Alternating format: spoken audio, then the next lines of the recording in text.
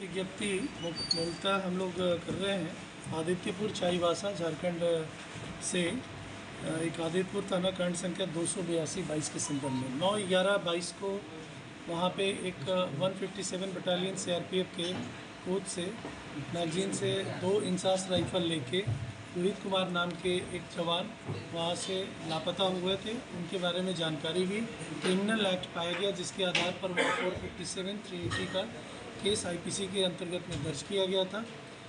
वहाँ के जो कमांडेंट साहब हैं उनसे लगातार संपर्क बनी हुई थी, उनकी टीम भी यहाँ पर आई हुई थी। हम लोगों ने जो सूचना मिली उस सूचना के आधार पे स्थानीय थाना अनुमंडल पुलिस पदाधिकारी पीरो और अगिया अंचल इंस्पेक्टर उनकी टीम के द्वारा लगातार मेहनत करके सबसे पहले जिस गाड़ी से उसे लेके भागा था, उस गाड़ी को निक्सॉन गाड़ी है उसको बरामद किया गया था सितवारी गांव से। और उसके बाद लगातार दबिश पड़ रही थी।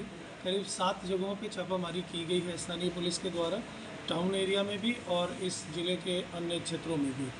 कल अर्धरात्रि में एक विशेष सूचना पर उनके घर के पीछे के हिस्से में जो एक झाड़ीनुमा स्पेस था वहाँ बालू में छुपा के रखा गया ये हथियार भी बरामद हुआ है।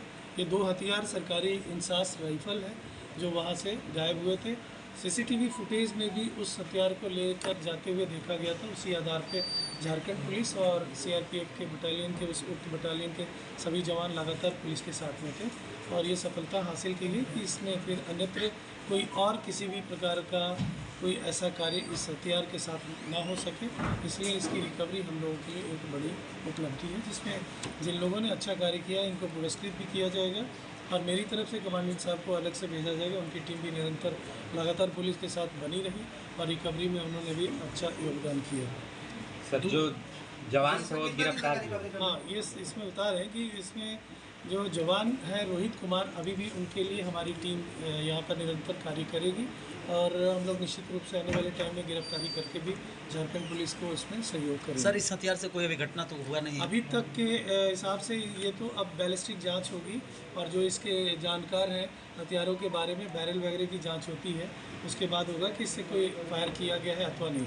लेकिन इसमें मैगजीन और एमुनिशन की कोई जानकारी नहीं थी, इसलिए इसके हथियार के इस्तेमाल की अभी प्रारंभिक जानकारी कोई ऐसी नहीं है। आखिरकार सर बदमाशों के द्वारा 2 राइफल को लेकर क्यों भागा गया था, क्या ये देखिए, अब इंटरनल वहाँ पे जो सीआरपीएफ बटालियन में जो जवान हैं वो उनका कोर्ट ऑफ इंक्वायरी वगैरह होगा और उसके थ्रू भी जानकारी ली जाएगी, कांड के अनुसंधान में भी आएगा।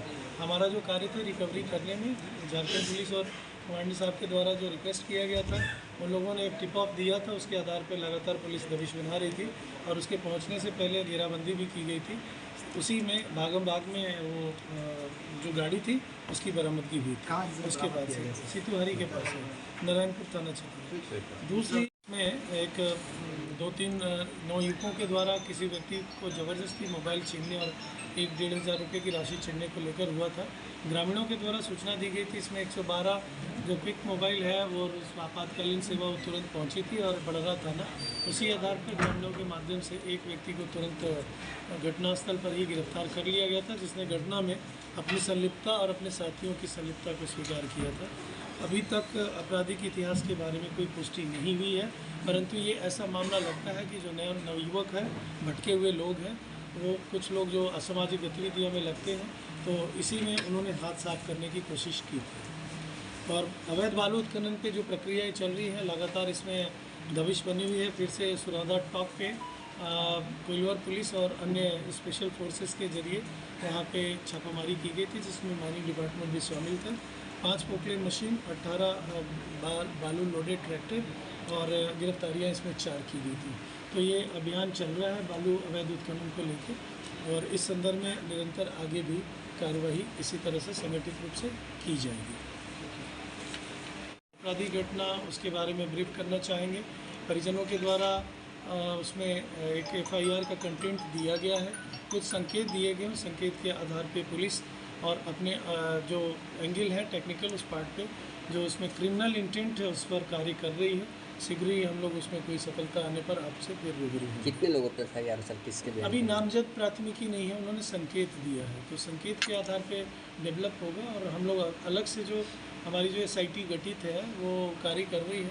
हम लोग उसमें जैसे ही कुछ उपलब्धियाँ होती हैं तो हम लोग निश्चित तौर पे आम जनता को आपके माध्यम से बात यानी पहुँचाएं। अभी तक सर कोई कारण पता नहीं चल रहा है कुछ भी इस तरह अभी प्रारंभिक स्तर पे तो कुछ वैसा नहीं लगता है। परिजनों ने कुछ संदेह व्यक्त किया तो उसकी पुष्टि करेंगे तभी हम लोग बता पाएंगे। पहले दिन पे संध्या में यहाँ पे चुटकी सिंगी में जो घटना घटित हुई थी उसमें एक व्यक्ति की हत्या हुई थी और 2 व्यक्तियों को गोली मार के जख्मी किया गया था। उस घटना में जो उस तिथि को 4 लोगों की गिरफ्तारी हुई थी। उसके बाद फिर से पुलिस जो गठित टीम है उसके द्वारा विशेष सूचना पे 2 अन्य नामजद अभियुक्तों की गिरफ्तारी कर ली गई है। उन्हें भी गिरफ्तार करके उनके बारे में जो जानकारी है आपराधिक इतिहास की ली गई है। एक व्यक्ति के आपराधिक इतिहास की भी पुष्टि उसमें हुई है। किन किन लोगों को गिरफ्तार किया गया सर? बंटी कुमार है और राजा कुमार। तीसरी